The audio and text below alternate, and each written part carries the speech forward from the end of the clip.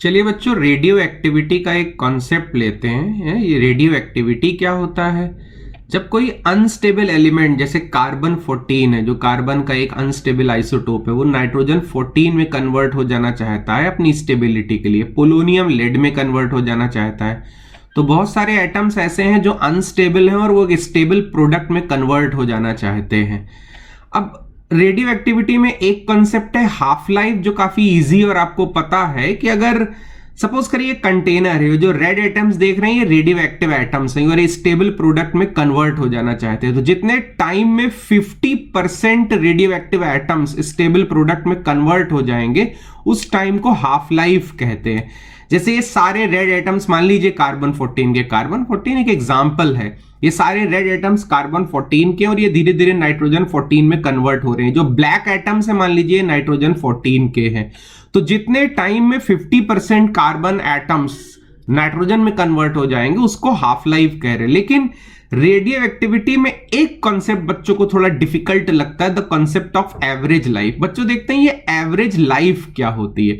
तो जैसे ही आप एक रेडियो एक्टिव सैंपल प्रिपेयर करते हैं, ये बहुत सारे एटम्स है। अगर आप मान लें कि ये 1 मोल कार्बन 14 है तो सोचिए एवोगाड्रो नंबर के बराबर एटम्स है। तो ये एटम्स बहुत ज्यादा है, trillions of billions of atoms है और ये एटम्स जो है वो तेजी से डिके कर रहे हैं। मान लीजिए टाइम 0 पर नॉट रेडियो एक्टिव एटम्स है, यानी टाइम 0 पर इस सैंपल में ये जो रेड एटम्स हैं, जो रेडियो एक्टिव एटम्स हैं, इनकी पॉपुलेशन नॉट है। अब ये डिके करते जा रहे हैं तो किसी जनरल टाइम टी पर सिर्फ n एटम्स रेडियो एक्टिव है।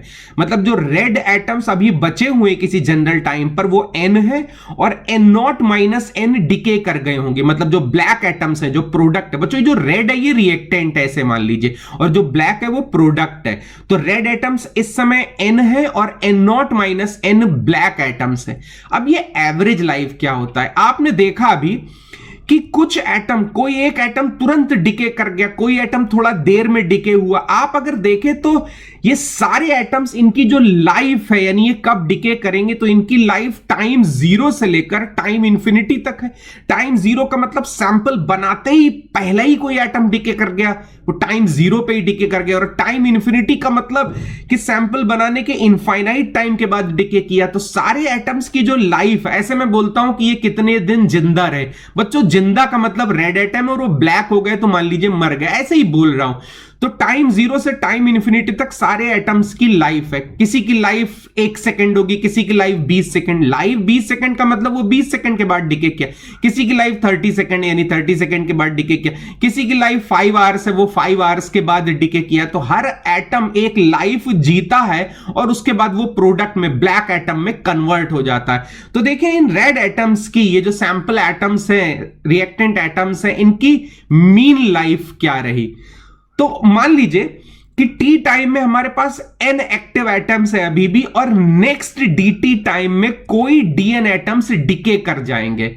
ये जो dn एटम्स अगले dt टाइम में डिके कर गए। आप समझिए, देखिए टी टाइम हो चुका है, सैंपल को बनाए हुए टी टाइम हो चुका है और टी टाइम के बाद n एटम्स बचे हैं, यानी टी टाइम में कितने डिके कर गए हैं, n0 माइनस n।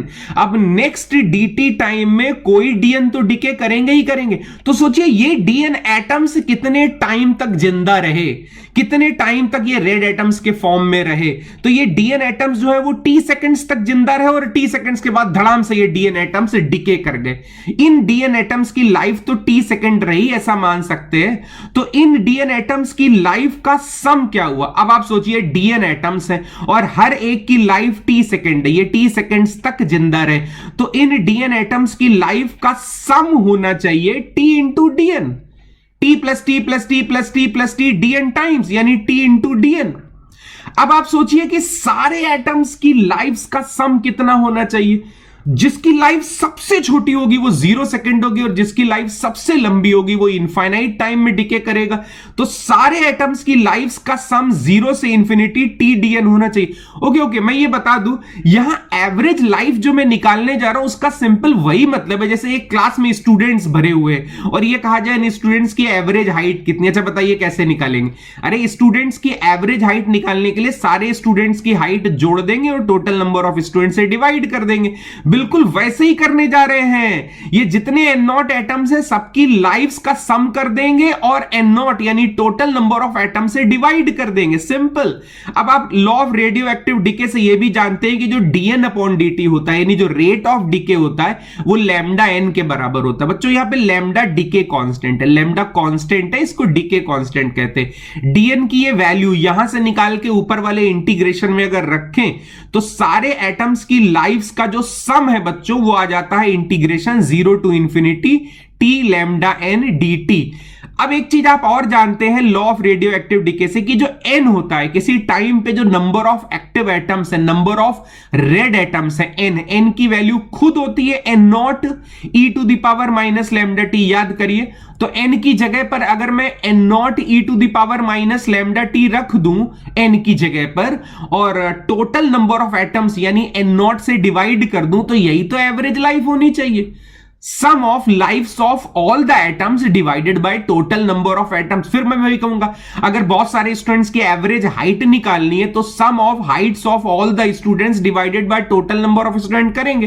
तो यहां पर मैं न्यूमरेटर में लिखा हुआ हूं sum of lifes of all the atoms और divided by total number of atoms कर दें तो ये एवरेज लाइफ आ जाती है। बच्चों n0 से n0 कैंसिल कर देते हैं, लैम्डा को इंटीग्रेशन के बाहर ले लेते हैं तो ये आ जाता है integration 0 to infinity t e to the power minus lambda t dt।